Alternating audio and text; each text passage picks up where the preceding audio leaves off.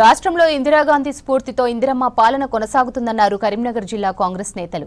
హుజూరాబాద్ పట్టణం ఇందిరానగర్ కాలనీలో ఇందిరాగాంధీ 108వ జయంతి వేడుకలను కాంగ్రెస్ నాయకులు ఘనంగా నిర్వహించారు.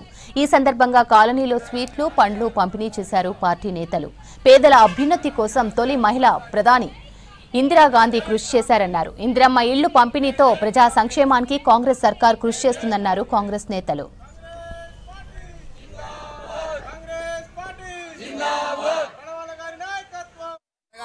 ఆమె పుట్టినరోజు చేసుకుంటున్నాం.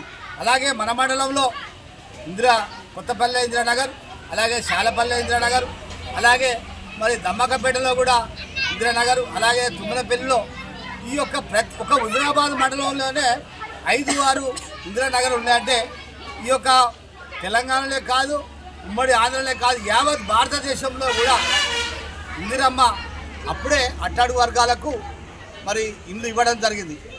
అందులో భాగంగానే రేవంత్ రెడ్డి గారి నాయకత్వంలో హుజూరాబాద్ మరి ఆ యొక్క ఉడతల ప్రణవ్ గారి నాయకత్వంలో మాజీ మహిళా ప్రధాని శ్రీమతి స్వర్గీయ ఇందిరాగాంధీ గారి 107వ జన్మదిన సందర్భంగా ఈరోజు మా యొక్క ఉడతల ప్రణవ్ గారి ఆదేశాల మేరకు హుజూరాబాద్ కాంగ్రెస్ పార్టీ కార్యాలయంలో సంబరాలు చేసుకొని, కేక్ కట్ చేసుకొని, స్వీట్లు పంపిణీ చేసుకొని, మరి ముఖ్యంగా ఈ యొక్క హుజూరాబాద్ మున్సిపాలిటీ పరిధిలోని ఈ యొక్క 13వ వార్డు ఇందిరానగర్ కాలనీలో ఇందిరమ్మ పేరు మీద ఉన్నటువంటి ఈ యొక్క కాలనీలో మేము ఈ యొక్క స్కూల్లో పిఎస్లో మేము ఇక్కడ పిల్లలకు పండ్ల పంపిణీ చేయడం జరిగింది.